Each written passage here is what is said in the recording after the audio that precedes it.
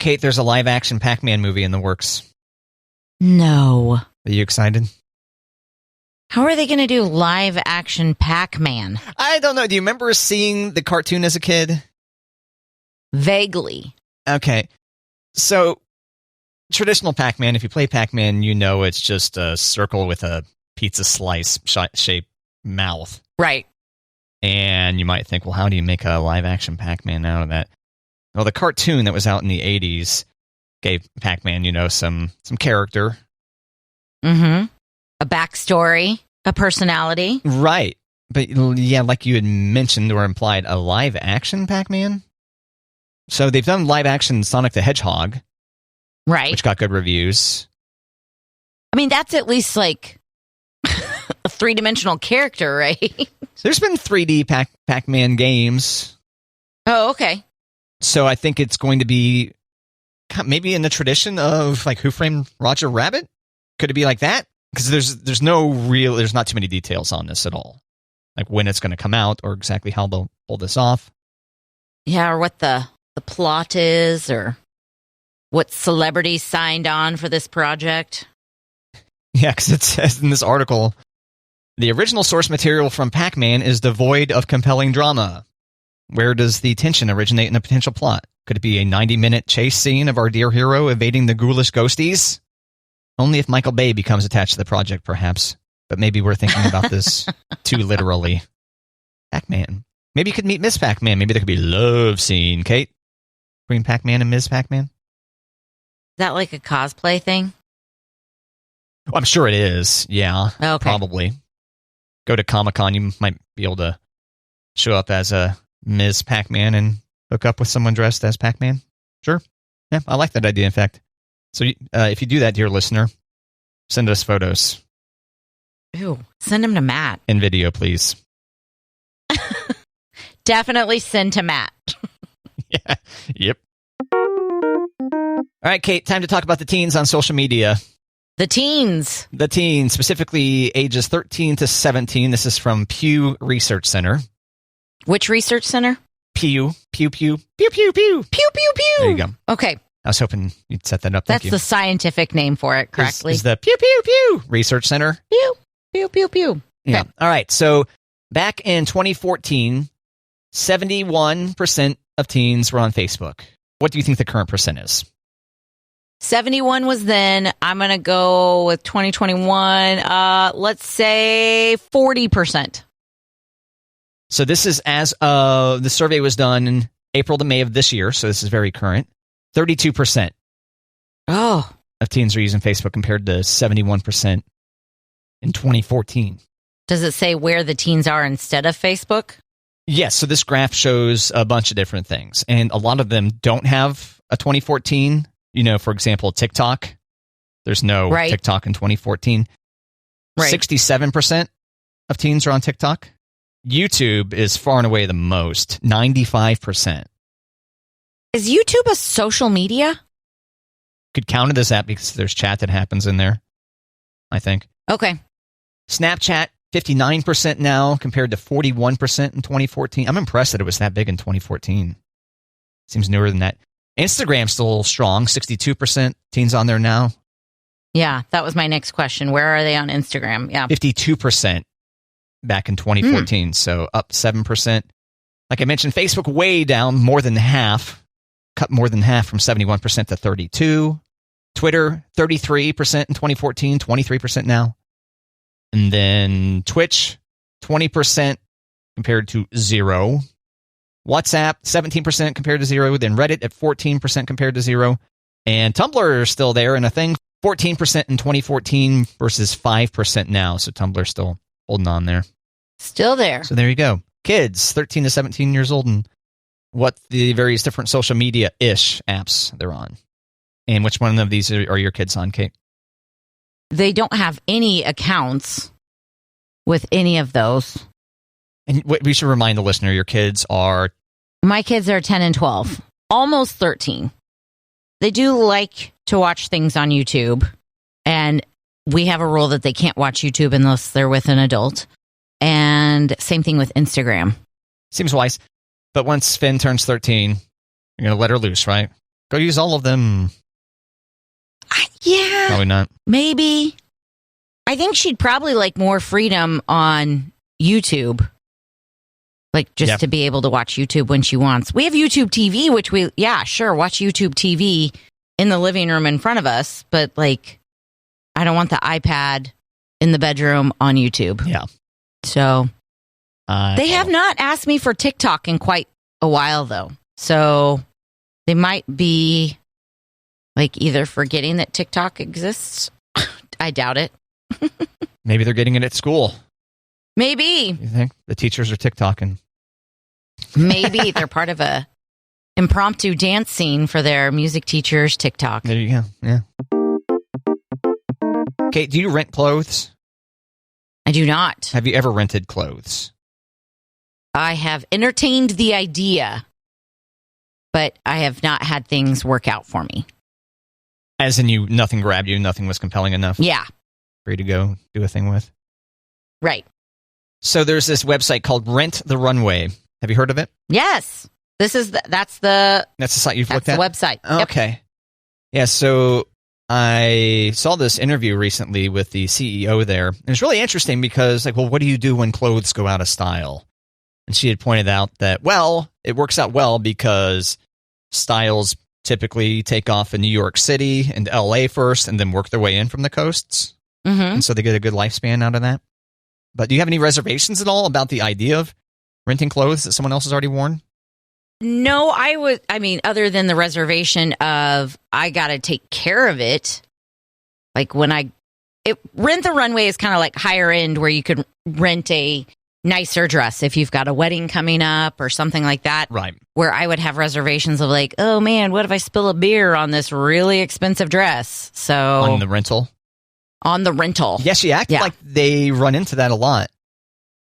And they, clean them. I'm not sure if there's a deposit or if you have to pay extra if it comes back, because you vomed all over your dress at the wedding. Right. And apparently you can sign up for a subscription now, too. Oh, that's nice. Subscribe to clothes. And she had pointed out if you rent the runway just in the traditional way, like twice a year, you already would have been better off subscribing to clothes. Now, are you weirded out by wearing other people's clothes? Me? Yeah. Probably be fun. I mean, I've worn a rented tux before. Yeah. That was a long time ago when I was probably less likely to be grossed out. Yeah, that'd be fine. I trust that they dry clean and do the appropriate thing to them. Yeah. Would you be more apt to rent the runway versus thrift store shopping? I would go to the thrift store first, but I wouldn't be getting high-end stuff or expect to find high-end stuff. No. I was just thinking of like wearing other people's clothes, like where you felt on the... Oh, yeah. Yeah, I've done that. I've bought stuff from the thrift shop. What? I'm going to pop some tags. Thank you. Yeah. It's been a while, but yeah, just wash it. It's okay. Fine. Right. I can never find any underwear there, though. Yeah. Because you're not supposed to donate them. Womp. Yeah, I didn't know if that went up here like, other people wore it. Thanks, but no thanks. No, I'm okay. I'm okay with that. That's fine. Yeah. Now, Rent the Runway, as far as I knew, is women's clothes. I haven't looked to see if it's dudes, but... Everyone on the page is a woman. They're only showing dresses here. Yeah. Why try membership? Stress-free styling. 750 plus brands to choose from. I didn't even know there were that many brands. Try our 8-item plan today and get 2 months for $99 a month. Too much? Too little? What do you think? Is that a good price? I mean, I also feel like you could go out and get a dress for $99 and then you've got the dress. The point here is that you could be showing up with new fancy dresses to, work every day of the week if you wanted to and always have fresh styles. Yeah, I guess. I mean, I work at a radio station, so jeans and hoodies. I don't have to like really look that nice, but I think of it as like weddings and stuff like that. But everyday style, sure, I think that's worth it. Yeah. For your power meetings at work, which, as previously discussed, we don't have at the radio station. No power meetings. I don't get invited to those. It's because they don't exist. Oh, I think there's people in this building who think they exist. Are you counting salespeople again? Are you counting sales? They're not. They're not. Just kidding. We cherish our salespeople and we interact with them even. It's wild. Except for Kate. She keeps her distance. Matt, you want to feel old? Always, yeah. Always. That's right. I have some pop culture facts that will indeed make you feel old. About time. Full House. When Full House premiered in 1987. Yikes. John Stamos was 24. Dave Coulier was 28. Bob Saget was 31. Now, the Olsen twins were the youngest on the set. Oh, yeah, yeah. They are now almost 37 years old. Damn. How'd that make you feel? Old. It worked. It worked. Wow. Okay. Tina Fey and Amy Poehler, they were 33 when they made Mean Girls. Okay? All right. And the 4 high school students from Mean Girls, Lindsay Lohan and Amanda Seyfried, they're now 36. Lacey Chabray, 39. And Rachel McAdams, 43. So they were the high schoolers, and now they are late 30s and even in their 40s. Yeah, it doesn't seem like they'd be able to pull off Mean Girls Part 2 right now. That'd be quite a remedial high school. What would that be called? Like Mean Moms or Mean PTA or... Something like that. Hey, never mind. I take it back. You're probably on it. Okay, here's another one. James Avery. He was Uncle Phil on Fresh Prince of Bel-Air. He was 45 when the show started in 1990. Will Smith is now 53. Damn. Dead or alive, Matt? James Avery. Dead. Dead. Wah, wah. I was pleasantly surprised to see Reginald Val Johnson on that Family Matters reunion I saw online. He's still kicking. Still kicking. I should double check when we see Reginald. They kept on calling him Reggie. And I was like, oh, Reggie. I like that. You know, people closest to him. He lives. As of this moment. He's alive. 69 years old. Turned 70, actually. He turned 70 tomorrow, in fact. Well, happy birthday, Reginald Val Johnson. That's right. We loved you in all your things. Family Matters, Carl Winslow. Die Hard, Al Powell. After that, I'm out. Me too. I'm out too. Okay. Matt, Naver Labs says that there's a robot that can assemble IKEA furniture and chairs. Ha! About time. I thought part of the whole appeal of IKEA was that it's easy to put the things together. They just can give you a picture and you can figure it out. Yeah, I've never done IKEA furniture. I've heard that it's kind of a doozy, but I've never done it. Have you ever done their meatballs? No. Me neither. I've heard they're good, though. I'm down. A friend of mine actually was like, I need to take you to lunch to IKEA one day. Isn't that funny? Let's go to lunch at IKEA. Yeah, I still haven't been. And they're Swedish meatballs. They're not just meatballs. They're Swedish meatballs, right? It's a Swedish company, so yeah, they're not going to serve your American... Get your American meatballs out of here. Or your Italian ones, I guess. I was like, wait, is American meatball the barbecue kind? That might work. Or made of hot dog meat. Hotdog-Meat Meatballs. Hotdog-Meat Meatballs. Oh, dear. All right, so this robot exists now, or is it coming? This robot that helps you build IKEA furniture? They've created a robot, but scientists are also teaching the robot that can assemble IKEA furniture and chairs to play ping pong. So if you purchase this robot, there's several reasons to have it at your house, not just for furniture assembly. Ping pong. It'd be great if IKEA sold ping pong tables. You could buy your ping pong table from IKEA and then have the robot both assemble and play ping pong for you. And you can go. Sit there and watch instead of doing any activity at all. Yay. Yay. So if you're planning on doing any IKEA purchasing, get you a robot too. Is it there? I don't know. Oh, okay. I was going to say, this doesn't sound like something that would be doable right now. But I thought you were indicating that maybe it's available today. They've created it. Oh, okay. Yeah. So it is in existence. But it may be a bit until it shows up at IKEA for you to buy. Might be a bit, yeah. I wonder if you have to assemble the robot. I hope not. Assemble the robot that then goes on to assemble things for you. I'm going to need it to assemble more than just IKEA furniture.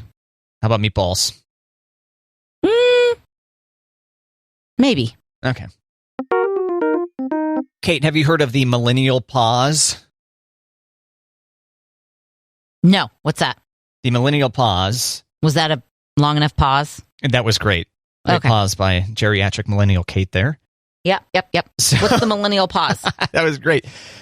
So, Kate Lindsay writes for The Atlantic, I wrote about how millennials are getting old and everyone on the internet can tell.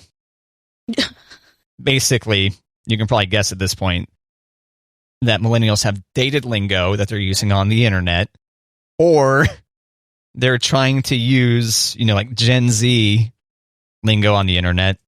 And Gen Z's like, we see what you tried to do there, but get out of here, millennial. Is that the same as OK Boomer? Yes. To the millennial? Okay. Yes, OK Boomer is referenced in this article. Yes. And they also say, hey, Gen Z, enjoy it while it lasts, because the alphas are going to get you. You'll see. It's the circle of generations. It's the circle of cool. We're always trying to be a little bit cooler than the generation ahead of us. Well, sure. To look cooler to the generation behind us. And unfortunately, millennials are the only ones that pulled it off. Oh, man. Right, Kate? Right, Kate? Back in my day. Back in my day, we had MySpace. Since we're elder millennials. Yep. That's so weird. Yeah, good luck, Gen Z, making your own, cloud-themed background with pink texts on it you can't read. That's my MySpace reference. I mean, remember people would theme their MySpace page and it was impossible to read. Oh, yeah. And you can pick the song that you wanted to play when people went to your page. Yeah, very futuristic. Yeah. Can't do that on Facebook. Nope. Okay, millennial, no one's on Facebook. All right. Busted. That's where I feel like the elder millennial, because I'm like, I'm still there. Yeah. Hey, girl. Representing. Cool hat, bro. There it is. Using all that lingo. Yeah. Bet. There you go. No cap. Faux show. Faux show? That's one of them? No, it's me trying to be hip with the kids. Yeah. I think they all agree, Kate, you're quite hip. Right. In your own Kate kind of way. My kids' friends think I'm hip. My kids don't think I'm hip. Yeah. Well, yeah, your kids' friends are correct, and your kids are, well, they're probably correct because they're your kids. Yeah. Yeah. They're allowed to think you're not cool, but yeah, all that matters is that their friends think you're cool. They should think you're cool by virtue of the fact that their friends think you're cool. I agree. Do they ever tell you that one of their friends' moms is cooler than you? They don't say cooler, but they'll say that so-and-so's mom lets her do da-da-da-da-da. Yeah. Yeah. Some kind of illicit drugs or something. Yeah. Mushrooms, yeah. Mushrooms, specifically. Yep. And I say, I'll let you do mushrooms. You want it in the spaghetti sauce or in the air fryer? A little marinara? No? Okay. Ranch? Not that kind of mushroom, Mom. I know. 10 and 12. You like my impersonation of your kids? Is that about right? Some days. That's not too far off, yeah. Mom. Yeah. Matt, do you ever watch football on Thanksgiving? Yeah, sure. It's on in the background while I gorge myself. Yeah. Yeah. You? I love football on Thanksgiving. Thanksgiving's nearly here. It's a few months away. It's part of the holiday. Yeah. NFL teaming up with Amazon to stretch out football on Thanksgiving by having a Black Friday football game. Now that you mention this, I'm kind of surprised it didn't exist already. I know. Because they have Saturday games during Thanksgiving weekend, don't they? I don't know. I know they start playing Saturdays full time once like the college season's done, but I can't remember if Thanksgiving weekend has a Saturday game or not.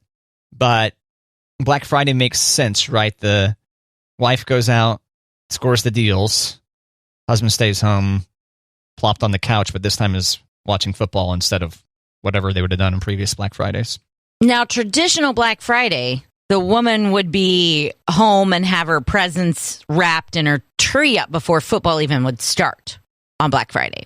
Because Black Friday starts like at midnight Oh, I thought you were going to say Black Friday now starts like a month in advance. Well, there's that too. But, people go Black Friday shopping super early in the day. Right. So the people that are really hardcore Black Friday-ers go score their deals at midnight, and then by 8 a.m. they're wrapped. Yeah, done. Tree up, Christmas songs playing on the radio. Right. Mom passed out, face down on the floor with wrapping paper and scissors and the string, whatever the hell that's called. I bet you she basks in the glow of her creations just a little bit before she cashes out, though. Yeah. Okay. Yeah. It's like a shopping and wrapping bender. Yeah. Hungover on Saturday, having drank no alcohol. Yeah. Yep. Black Friday coming to the NFL. Not this year, next year, 2023. Da-na-na, da-na-na. Kate, do you get triggered by back to school? Triggered? I get triggered by the money I'm spending. Okay. For back to school. It doesn't trigger you, like, for example, I'll see the back to school on a website, or we still get the newspaper here at the radio station, and one of the circulars, you might see the little back to school drawn out on a chalkboard or whatever, and I'm like, oh my God, I get triggered, as if I'm 10 or something. So, okay, but trigger usually means something like painful, right? Like back to school. Oh my gosh, I remember this terrible time in 5th grade, right? Not triggered like, oh, back to school. I love getting new school supplies, or I had such a great time at school. Triggered in a bad way, not necessarily because I'm worried about getting messed up or have some kind of weird memory or anything, but just the end of summer. We're like, oh man, back to school. Yes. And I still feel that. I feel like I feel that. I start seeing the back to school things. I'm like, oh my God, I kind of just feel it, in my gut. I'm like, why do I feel weird? Why do I feel nervous? And it's like, it's because there's still a 5th grader brain in here. Yeah. And if you've listened to this show for any length of time, dear listener, you might say to yourself, yeah, that sounds about right. Pretty accurate. Yeah. No, I do get a little bit, because not to get too sentimental, I think there's another summer gone. I'm one summer closer to like not having my kids. Yeah. So, yep. I don't know. It's one more summer that, like, are they going to want to go to the library every week next summer? Are they going to want to hang out with me? They're not attached to a screen. Yeah. They're going to want to go to the pool with me. Yeah. I get a little bit like, oh, did I do enough this summer? Yeah. A friend of mine, last year was his daughter's first year at college. Oh, yeah. And so she was back for the summer and then is now back at college, or at least back. Sure, I left. Yeah. On the campus or near the campus or whatever. And I could tell. I was like, you're kind of depressed. Oh, your little girl. She's gone. Came back and went back away. Yeah. And you're feeling it. They grew up so fast. Yeah. They do. Time flies desperately. This is another reminder to the Utes, all of our Ute listeners. Enjoy it while it lasts, before it's too late. Etc. You could have just said carpe diem, Carpe diem. Yeah. But while it lasts. Yeah. And seize the day is what carpe diem means.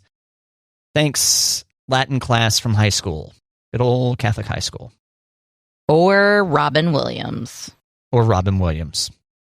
Dead Poet Society.